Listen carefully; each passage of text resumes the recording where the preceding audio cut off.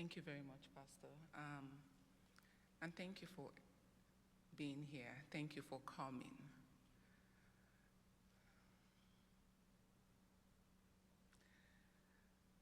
I want to, first of all, thank God for the opportunity to be here, to be back, to say thank you to my mom for giving us the opportunity to experience the life of Beatrice, Orie-Uche, Okorie.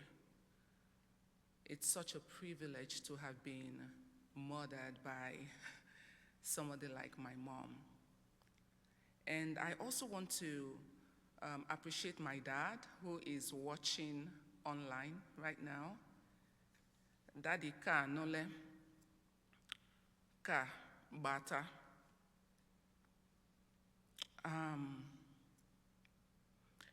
December 2025 would have been their 50th wedding anniversary. We were planning for that 50th wedding anniversary, and we were also planning for my dad's 80th birthday. And I had bought my ticket, we were ready, we were engaging vendors because we wanted to make it a celebration of the century. But on November 3rd, everything changed for us. Everything just, yeah.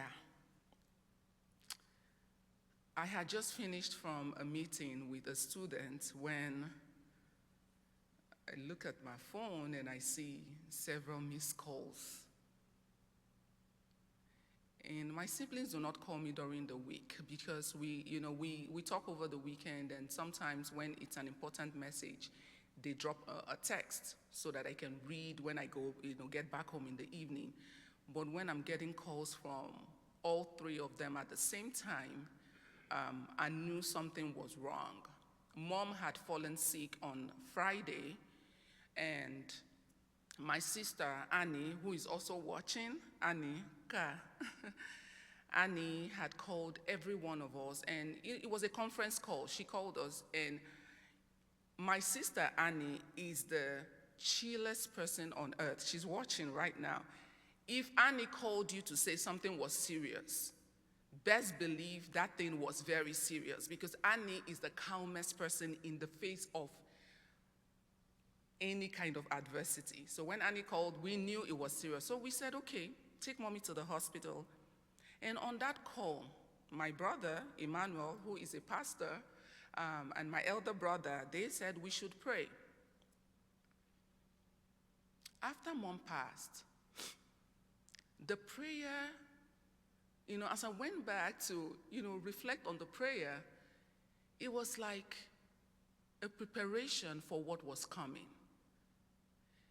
Because my younger brother kept saying, brace yourself. And I said, brace ourselves for good news, like mom is going to be out of the hospital. But that Monday, when I got those calls, I knew it was real. My husband had called, and he was trying to be smooth with me. Where are you? I'm like, on a Monday morning at 11, I am in the office at the Hugo Wall School. Are you standing or sitting? I'm like, what is it? And he tells me, doctors tried, but unfortunately, mommy didn't make it. Stephanie Newbold, Dr. Newbold, my boss. Thank you, Stephanie, for being here. Stephanie had to fly in yesterday to be here today. Thank you. Stephanie was there. I lost every professional decorum. I was screaming, I was wailing, I'm standing, sitting, I was doing all kinds of, not in the best of any kind of professional behavior you would think of. When I sat, Stephanie sat with me. If I sat on the floor, she was on the floor. If I stood, she stood. I was wailing. Stephanie, thank you.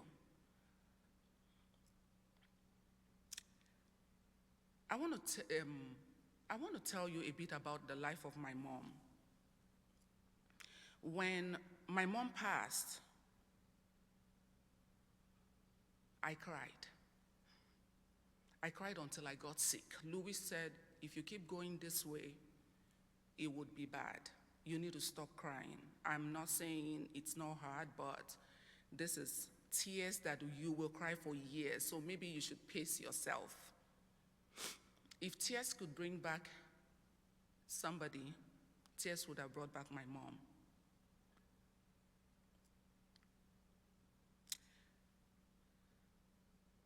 But in those tears, I started thinking about the beautiful, beautiful life we lived. And I decided that I was going to come celebrate the life of my mom with my closest people. My mom loved the Lord.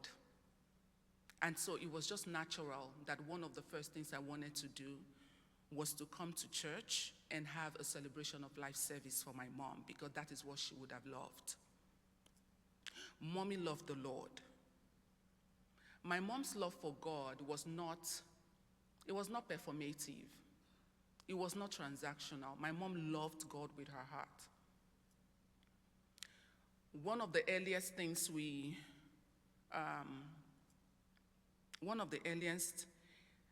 experiences as a child was going to church every Saturday morning to clean the church. We were there first thing in the morning. So my mom didn't come. It wasn't Sunday morning where, kind of people could see you cleaning. No, Saturday morning, very early, she would come, we would sweep, we would clean before anybody showed up. We would clean and would leave. Then my mom had this strong belief that the pastor of the church should never be hungry. I remember when I told Pastor Darren first, Pastor Darren said, I like that. Believe that the pastor should never be hungry. We didn't have much growing up, so it wasn't like a display or buffet. No, she would cook the food from the little that she had in the house and take it to the man of God's house, or the manse, as they would call it in the Presbyterian church. She would take raw food, she would take cooked food to church, because she believed that the man of God should not be hungry. And from those early times, we learned to also honor the men of God.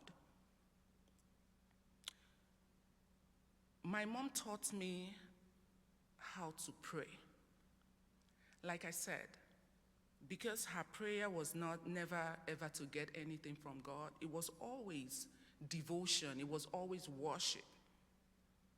The scripture carries read, Psalm 23, was a scripture I learned even before I could read. I learned it in Igbo. You wake up in the morning and you can hear her voice. Jehovah bonye nazum dika atụrụ. Ọ dịghị ihe kọrọ m nkọ. Ọ dịghị ihe ga-akọ m. It means the Lord is my shepherd. I will not need or want for anything. When I was moving to the US, my mom would pray, and you will see miracles. You will see answer to prayers. As I grew older, I would talk to people, and they would be like, yeah, maybe it was happenstance, circumstance, coincidence. I saw miracles when my mom prayed.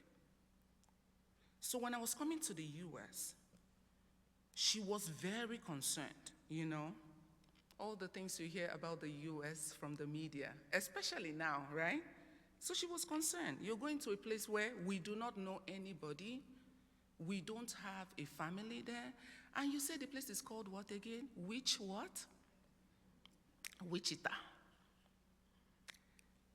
My mom took my hands and she prayed. The same way she prayed. My mom would pray like she was the only one that God listens to. She would pray. She calls herself Ada Jesus. Carrie just told you, Ada just means first daughter. My mom referred to herself as Ada Jesus, Jesus' first daughter. And every time she prayed, that is how she addressed herself. She would go like, Nnam. Nnam means my father in Igbo. Nnam, Adaga Biale, your daughter has come again. And so that day she held my hands and she said,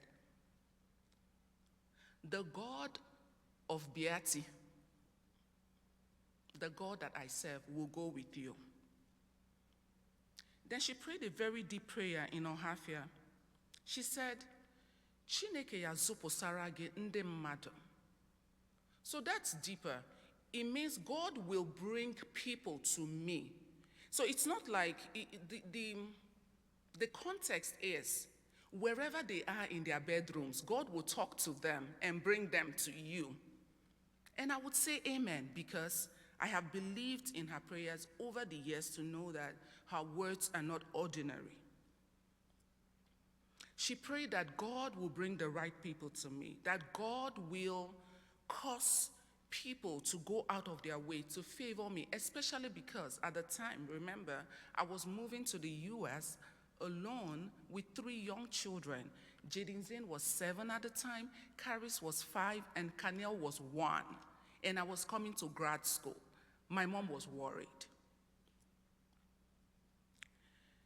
But I stand here to tell you all that God answered my mother's prayers. You all are my mother's answered prayers. You all are the miracle that I see. So when I tell you, it is not coincidence, it's not happenstance, circumstance, whatever grammar you want to say, it is real.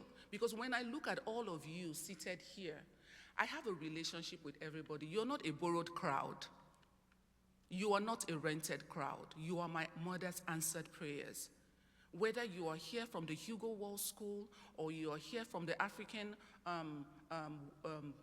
Association of Wichita, or you are here from the Nigerian community, or my group of sister friends that God has blessed me with, my doctor friends that God has blessed me with, you are my mother's answered prayers. You are the miracle that my mother prayed for.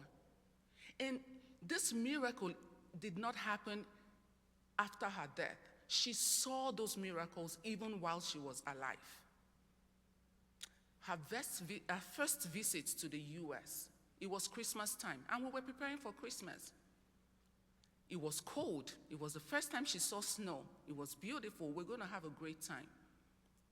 Then at the time, Amanda Alessi, my dear sister and friend, she is here, yes, with her husband. Thank you for being here. I was classmates with Amanda at the time. We were getting our MPA at the time, our Master's in Public Administration. And Amanda had asked, what are you doing for Christmas? I said, my mom is here. I was excited. We're doing, we're just going to do the Nigerian thing, cook Nigerian jollof rice and chicken. And Amanda said, come to our house for Christmas. We're having Christmas with my parents. And Amanda's parents opened up their house for us for that first Christmas. And we had Christmas with Amanda's parents. And I remember her saying, Chineko azakwe ekwereo. It means God answers prayers. I said, yes, God answers prayers. God has blessed, Amanda and her, blessed us with Amanda and her family. She visited the US 3 times after that. And for every Thanksgiving, Mrs. Christy Mba invited us for Thanksgiving. So we had a family Thanksgiving. My mom experienced that. I can go on and on. My sister friends that would make sure that mommy had her right vitamins, that mommy was taken care of. She didn't, you know that thing people do when somebody dies, they start saying all these nice things about people and things they should have done for the person. No, that was not my mom's story. She was alive to see, experience real love from all of you in the US. So I want to say thank you for being an answered prayer and for being here today to celebrate. My mom believed in people. My mom loved people. Louis talked about it. Our house was always open. We always cooked for strangers. unimaginable people who are in their houses and people who might be traveling that we don't know. We just cook for people. At the time, there was no cell phone or anything. Every dinner, Mom made sure we did not finish the food in the pot. And she was always like, what if somebody showed up in the morning, very early in the morning?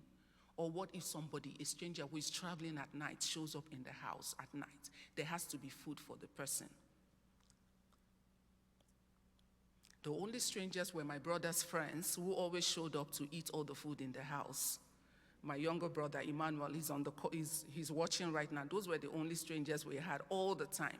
But it was so constant in the house that even today, I practice that.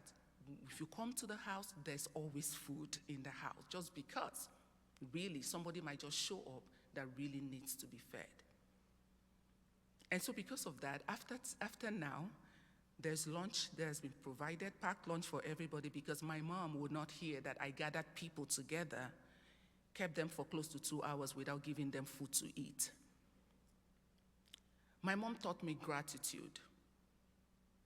There was always something to be grateful for like Louis said. It wasn't a half full, is the cup half full or is the cup half empty situation. No, it was always the fact that it could have been worse. She always said that. I said, Mommy, this is bad. But she said, it could have been worse. Mommy, the person broke one leg. Say, it could have been worse. It could have been 2 legs, but it's one. And that gratitude translated even into the way she related with people. My mom will always say, nobody owes you anything. And so every little effort, when people bless you or people give you something, the gratitude just wells over, and it carries on, even not just in me, even in my family, because people don't owe us anything. I invited you all, but you didn't even have to come, but you came, and I'm grateful. My mom taught me confidence. So my mom was not, I don't like to use the word educated, because I feel my mom was very educated. She wasn't literate, to read and write English well. But my mom was the best person to give you confidence. I remember when I was 15, about Caris's age. At the time, I was in Okota Secondary School, Lagos. I was the president of the Literary and Debating Society in the school, and that meant I had to represent the school in, debate competitions. And so at the time, Lagos State had planned this regional competition where we all had to speak from different schools. And to give you context, Lagos State is over how many million people? It's a huge state with thousands of schools.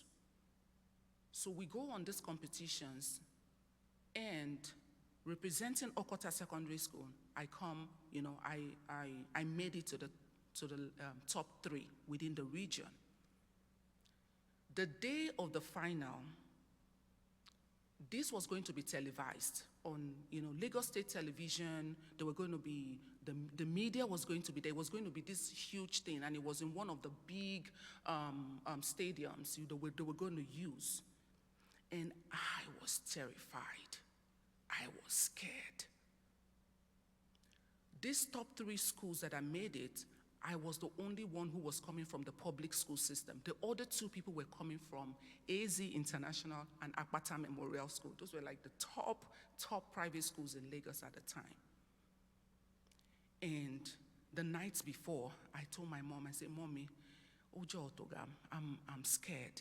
These people are from these big private schools. They are this and that.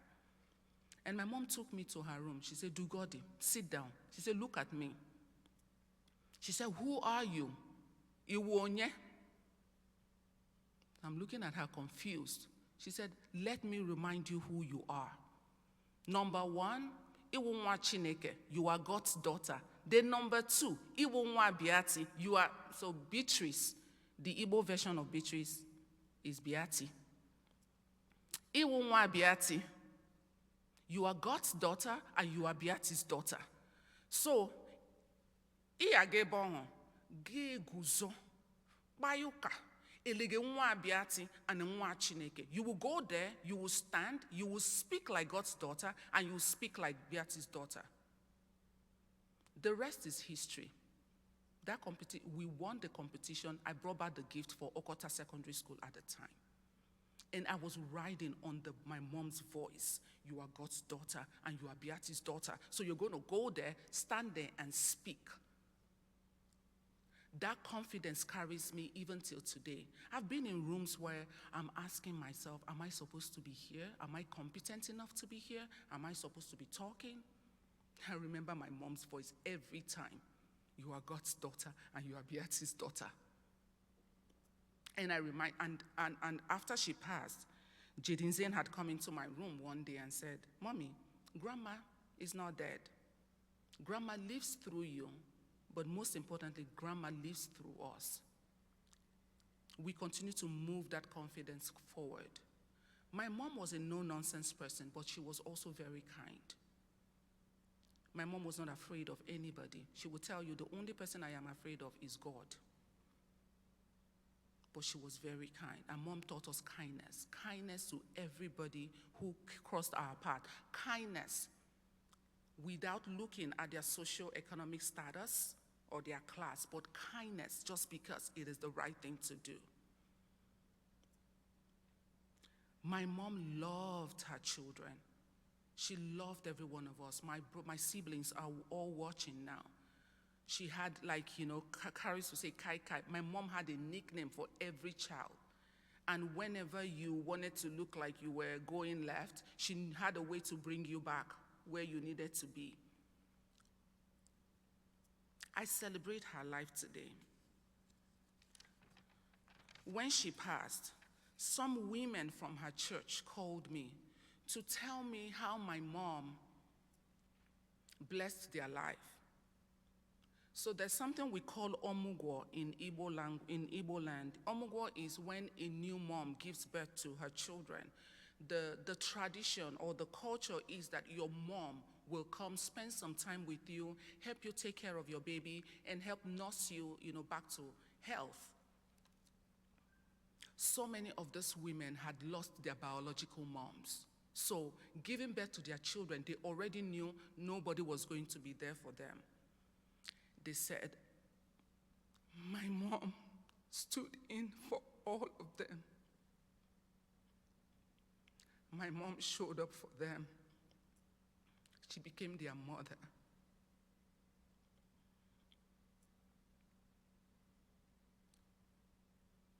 One of the calls I got was somebody who had been in an abusive home. She called me, she said, Mercy, your mom saved my life. She had been in an abusive marriage. And on this particular day, and I've never shared this story, but I'm going to say it. And I didn't write it down, Pastor Darren, sorry, but it's okay to share. She said, so the guy had beaten her up to a pulp with blood and everything. So she came to the house with, just the way she was. And my mom said, who did this to you? She said, my husband. Why? What did you do? In fact, not even what did you do. Why? And my mom took her in, gave her clothes to change, gave her food to eat. And my mom said, I'll follow you back to the house. And he said, no, Mama, I don't want him to beat you. My mom said, beat me. And this woman I'm talking about, you can see that picture. She's a 5'3" woman. So my mom is not, we always tell her that she has a relationship with the ground because you better not call her short. She will tell you, I am not a short woman. If I can give birth to all, my eldest brother is like 6'4", my younger brother is 6'2". She's like, if I gave birth to all of you like this, tall people like this, I am also tall, so you cannot call me short. So we didn't have the privilege to call her short. So we always told her, she has a relationship with the ground. So she went with this young lady to the house. I said my mom got there, looked for a stool, climbed on the stool, And I can say slap on the altar, right? I can say slap on the altar, okay. And my mom slapped the guy and told the guy that if you ever touch her again, I'm not only going to show up here the next time, I will show up with 2 of my sons, and we will show you what it feels like to deal with somebody this way.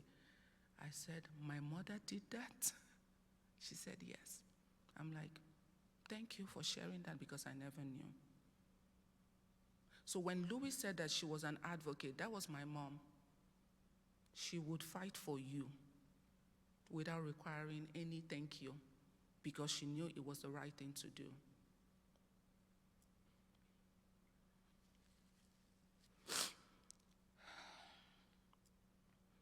My mom loved to learn. When I gave birth to Jaden Zane, at the time Jaden Zane had turned 3. So in Nigeria, I'm like here, pre-K. And Jaden Zane was learning all of this, English in school, and she would come home. She said, Mercy, I have to learn English so that when these grandchildren are talking to me, I will be able to respond properly. So I said, okay, not a bad idea. So the next week she calls me to say, oh, I have hired an English teacher. I'm like, okay. And she said, you are the one who will pay for it. I said, how am I the one to pay for the teacher? You hire the teacher. I said, no, I am the one to hire. You are the one to pay. So I paid. And it was going well, I would do checkups. How is it going? What are you learning?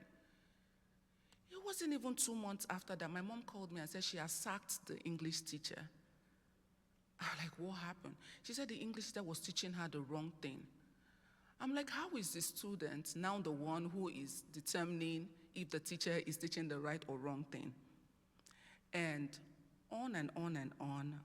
I told Mommy, you were wrong. He said, Mommy, well, I have already sacked the woman. I said, next time, maybe you should verify before you sack people. You can't just employ people and say you want to learn a language and sack them when you think the language is not sounding as it should.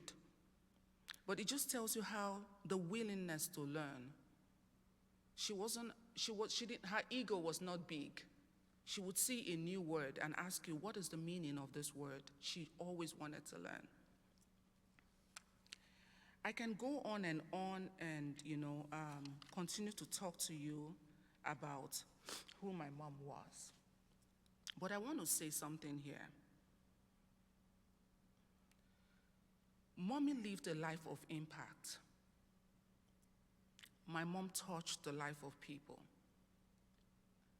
As we planned this service here, we're also planning for the one in Nigeria. And when I saw the list of the people we needed to invite, I'm like, it looks like we're going to, we're inviting the whole of Lagos. And they said yes, because for those of you who understand, the Presbyterian church system, she was a leader at the presbytery level. She was the welfare coordinator at the presbytery level. She taught women how to be self-sufficient. No matter what it was you were doing, she never believed that any woman should be idle. She would say, even if you know how to bake, bake. If you know how to cook, cook. If you know how to sew, sew. You cannot be idle because you're raising kids who are going to be looking after you or looking up to you. So at the presbytery level, they are planning that Mommy's life will be celebrated because at the time before she passed, they had honored her with what we call Ezinne. Ezinne is like the highest award of a woman who has accomplished so much in the community. And so she's going to be celebrated at that level. I want to say here that Mommy always said that people are your greatest wealth. And I remember when I celebrated the first year of my book launch, I had said this particular thing I'm going to say here, and I sent her the video. Mommy always said that people are your greatest wealth. She would say, Obonne, That's me. When mommy wants to talk to me, she doesn't remember that my name is Mercy. She refers to me by my Ohafia name. Say, oh, one name. When all is said and done, when we all leave here, your houses will not go with you.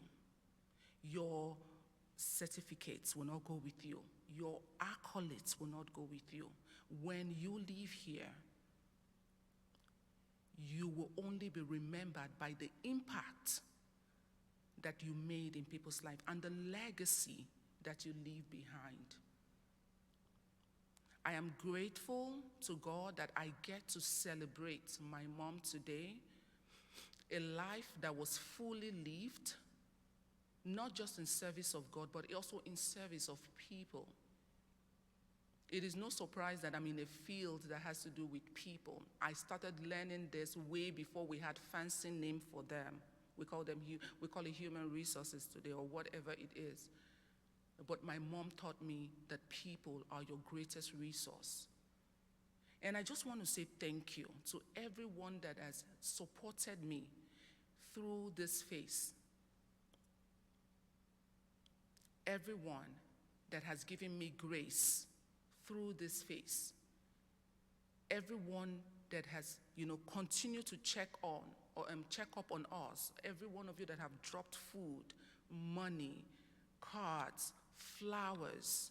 I want to say thank you. I want to say thank you to my husband, Louis. Louis is that person who tells you very strong things laced with chocolate and, butter. He lost his mom when Jidin Zain was 4 months. And so he told me, said, I am still missing mom, but we cannot continue to cry like mommy didn't live a good life. We're going to celebrate your mom's life. So I want to say thank you so much to my husband for the support too. And I want to say thank you to the children. The children stepped up in ways that I never even thought possible. 2 days after mom passed, Jidinsen got me my favorite flower, the orchids, got a pot for me. And the next thing in the evening, I just saw, young men coming in one after the other. Hello, good evening, Dr. Mary, sorry for your loss. 1, good evening, Dr. Mary, sorry for your loss. 2, I'm counting, I'm like, where are all these people coming from? Jidinsen had told his friends that my mom is hurting. And they showed up in the house, young boys, they showed up in the house. Even though 5 minutes later, I heard all their noise, they were playing video games. I'm like, so much for people who came to mourn with me. But I just want to say thank you. Thank you to Caris and Kaniel. Kaniel making dinners. Caris, just taking over the house like the ada that she is. And I want to thank my sister friends, my doctor friends, Hugo Wall School, the African community, my Nigerian community. Thank you so much. Thank you. I could call each and every one of you by name, but I just want you to know that I'm grateful. And most especially, I want to say thank you so much, Pastor Darren, for honoring us with your time and the space to be here. I remember when I was talking to Stephanie. Stephanie, thank you so much. Stephanie is the one who is coordinating, making sure that everything is going well. I told Stephanie that I want to have this service and I would like Pastor Darren to be the one who is, who conducts the service. I just want to thank God again, especially for the God of Beatrice that didn't make us fix this thing last weekend. Because when I saw the storm, I was like, oh my goodness. Thank you all for being here. I really appreciate you all. God bless you. And I want to say, Daddy, Kanole, Madudum. So I'm telling my dad that everyone in America is great, saying hello. Madudum Kelegage. Kanole, Uchenna, Emmanuel, Ngozi, Annie, Kano. And everyone who's watching online, all my friends from everywhere who couldn't be here today, I want to say thank you all for your support. God bless you all. I love you all.